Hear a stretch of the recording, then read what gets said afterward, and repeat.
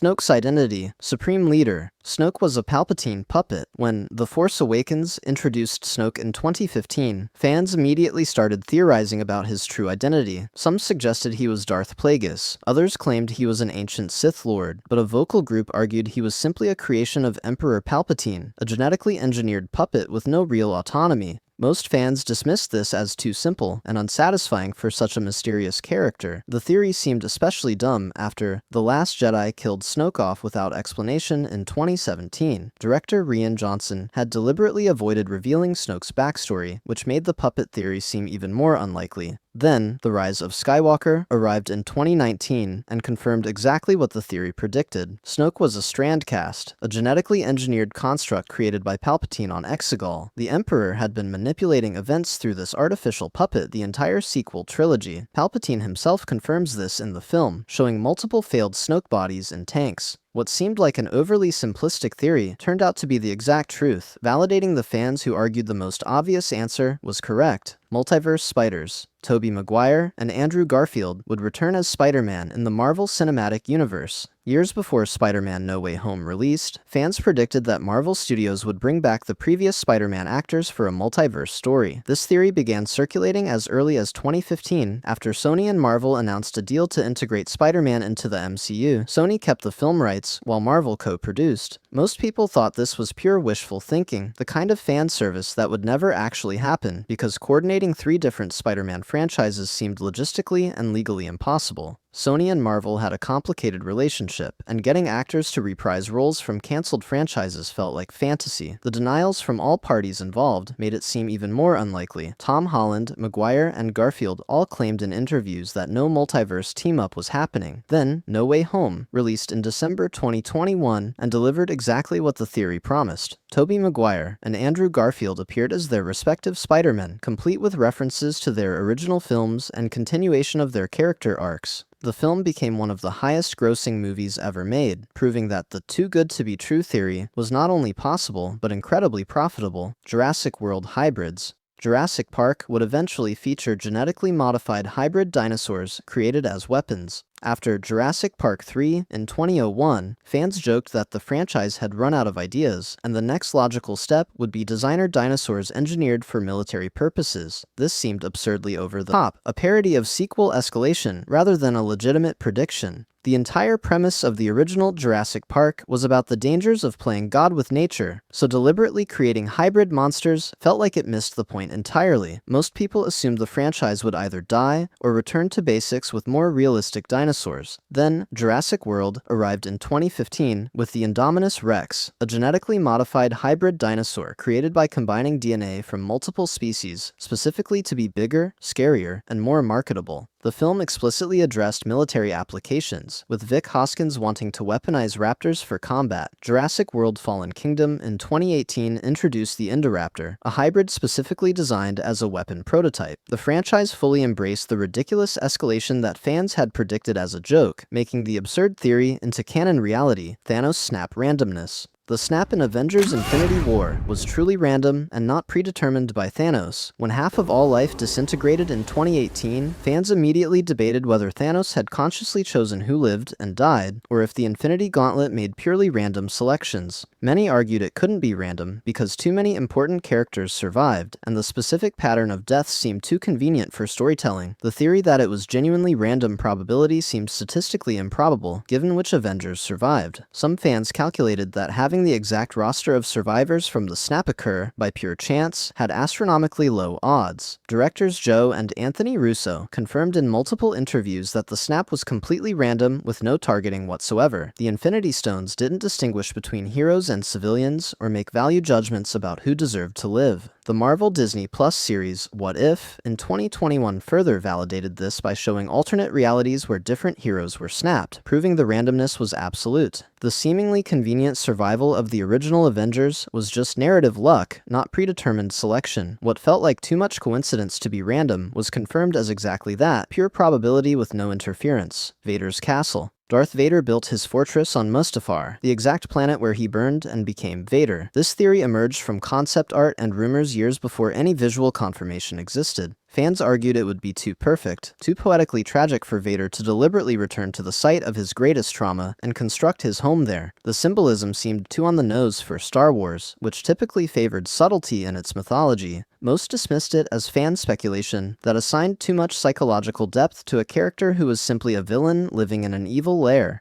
Then, Rogue One: A Star Wars Story in 2016 showed Vader's castle on screen for the first time, and tie-in materials confirmed the location as Mustafar. The 2017 comic series, Darth Vader, Dark Lord of the Sith, explicitly showed Vader choosing Mustafar and explained his reasoning. He built his fortress on that world deliberately, because the dark side energy from his own suffering and rage saturated the planet, making it a nexus of power. Vader wasn't running from his past trauma, he was weaponizing it. The castle stood as a monument to his pain and transformation, channeling the location dark side resonance. What seemed like overly dramatic fan fiction became official canon with explicit psychological justification. Khan's blood. Khan's genetically enhanced blood would be used to resurrect Kirk in Star Trek Into Darkness. Before the film released in 2013, fans who followed production leaks and script rumors predicted this exact plot point and were immediately mocked for it. The idea seemed like the worst kind of deus ex machina, a magical solution that would cheapen death and undermine dramatic stakes. Most fans assumed such a transparent resurrection mechanic would never make it into a major blockbuster because it was too convenient and unsatisfying. Surely the filmmakers wouldn't repeat the emotional beats of The Wrath of Khan, but reverse them with such an obvious cop-out ending. Director J.J. Abrams had a reputation for respecting source material, so this seemed beneath him. Then the film released, and the theory was completely accurate. Kirk dies from radiation exposure in the warp core, mirroring Spock's death in the original Wrath of Khan. But then McCoy discovers that Khan's augmented blood can regenerate dead tissue. They inject Kirk with Khan's blood, and he comes back to life. The resurrection happened exactly as the theory predicted, with the exact mechanism fans had criticized as too stupid to be real. What was dismissed as terrible fan speculation became the film's actual climax, validating the critics who said it was a bad idea. Cloverfield connection. 10 Cloverfield Lane and the original Cloverfield exist in the same universe. When 10 Cloverfield Lane was announced in 2016, fans debated whether it was a direct sequel, a spiritual successor, or simply a marketing strategy using a recognizable name. The film's plot about a woman trapped in a bunker by a conspiracy theorist seemed completely unrelated to the kaiju attack in the original Cloverfield from 2008. Producer J.J. Abrams gave vague interviews suggesting the films were connected, but wouldn't explain how. Most viewers who saw 10 Cloverfield Lane assumed the franchise was becoming an anthology series with no shared continuity, just a brand name for mysterious thriller concepts. The alien spacecraft at the end seemed to confirm this was a different story with different aliens. Then, The Cloverfield Paradox, released on Netflix in 2018 and explicitly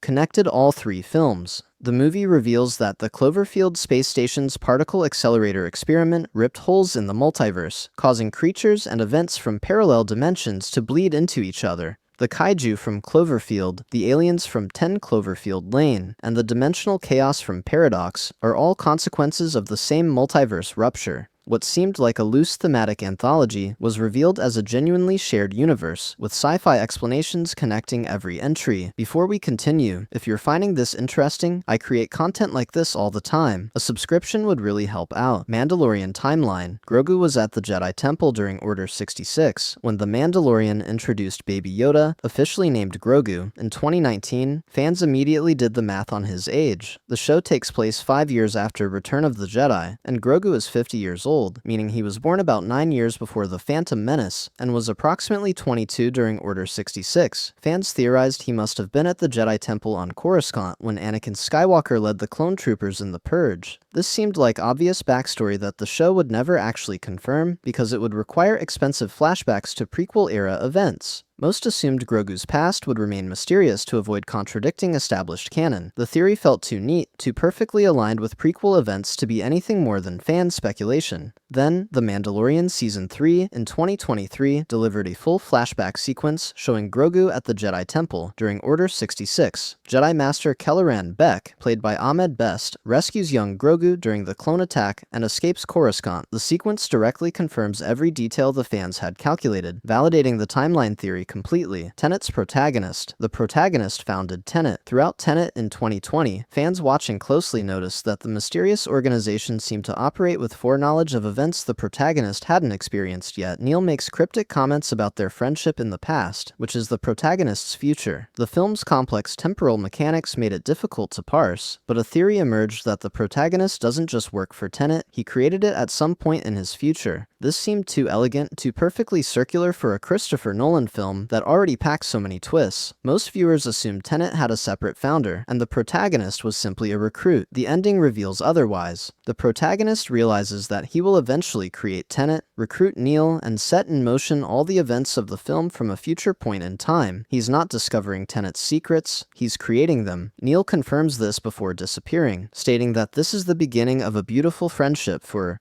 the protagonist, but the end for Neil. The entire film is an inverted bootstrap paradox, where the protagonist sends himself on the mission, making the seemingly too clever theory completely accurate. Westworld timelines. William and the Man in Black are the same person in different time periods. During Westworld Season 1 in 2016, fans noticed inconsistencies in how the park operated across different storylines. William's storyline featured older logo designs and different host behaviors than the main timeline. Reddit users compiled evidence that William's romance with Dolores was happening 30 years before the main story, and that William would eventually become the Man in Black. The show's creators Jonathan Nolan and Lisa Joy actively denied this theory in interviews, calling it too obvious and stating the timelines were concurrent. Most viewers trusted the creators and dismissed the theory as over-analysis, arguing that the show wouldn't base its entire first season on such a predictable twist. The multiple timeline theory seemed like viewers overthinking a straightforward narrative. Then, the Season 1 finale in December 2016 confirmed everything. William's timeline was indeed 30 years in the past, and his transformation into the Man in Black was the entire point of his arc. The show had deliberately misdirected viewers, while hiding the truth in plain sight. Nolan later admitted in interviews that they lied about the twist to preserve the surprise, but the fan detectives had solved it correctly months before the reveal aired. Avatar Awa Consciousness.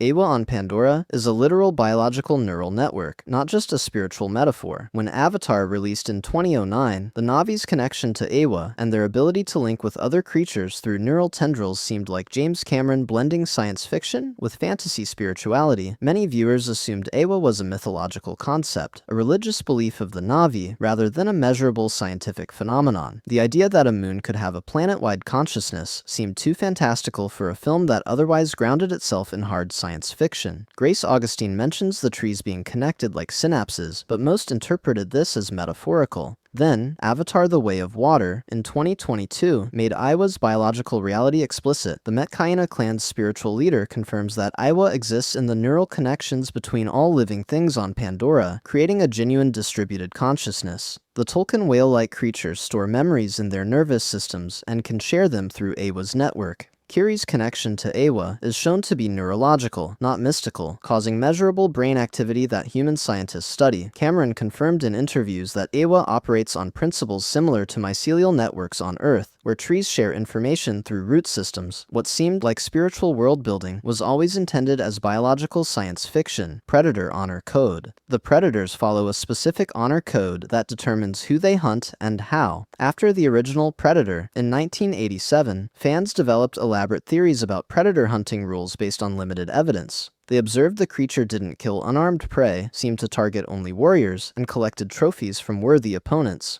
Predator 2, in 1990, showed the predator sparing a pregnant woman, suggesting they don't kill those who can't fight back. These observations became fan-developed lore about an honor system, but nothing in the films explicitly confirmed it as species-wide culture rather than individual preference. Most assumed fans were reading too much into coincidental plot points. Then later films, comics, and official materials validated the entire honor code framework. Predators, in 2010, showed different predator clans with varying interpretations of the code. The Predator, in 2018, referenced the hunting traditions as cultural law. The Expanded Universe comics from Dark Horse established specific rules about challenging worthy prey, refusing to kill the defenseless, and earning trophies through honorable combat. Predator culture became defined by the code that fans had extrapolated from minimal evidence, turning speculation into official franchise mythology. Shyamalan Universe.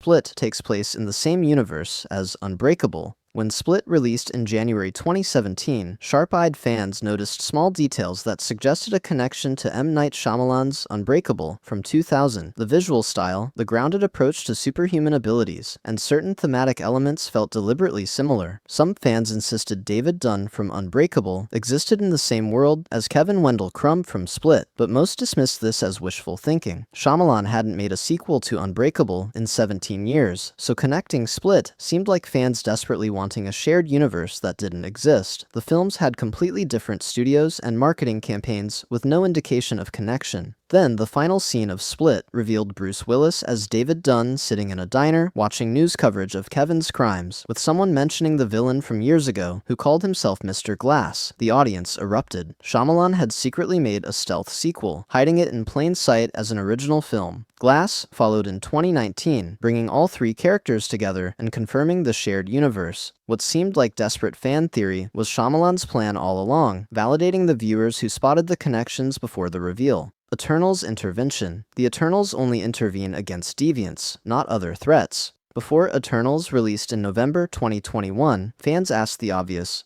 question about where these immortal superpowered beings were during Thanos' snap, Loki's invasion of New York, or Ultron's attack on Sokovia. The theory emerged that the Eternals had specific rules limiting their interference to deviant threats only. This seemed like convenient excuse-making by fans trying to justify a plot hole before the movie even existed. Why would godlike beings stand by while half the universe died unless there was an incredibly specific reason? Most assumed the film would hand-wave the issue with vague explanations. Instead, Eternals confirmed the exact parameters fans predicted. The Eternals are explicitly forbidden by the Celestials from interfering in human conflicts unless deviants are involved. Ajak explains that they've watched humanity suffer through wars, disasters, and atrocities for thousands of years, but cannot act because those aren't deviant-related. The rule isn't arbitrary. It serves the Celestials' purpose of allowing civilizations to grow naturally before the emergence. The film validates that fans correctly predicted not just the rule's existence, but its specific application, showing that the theory was precisely accurate about Marvel Studios' planned explanation. If you enjoyed this, consider subscribing so you catch all my future uploads. Thanks for watching.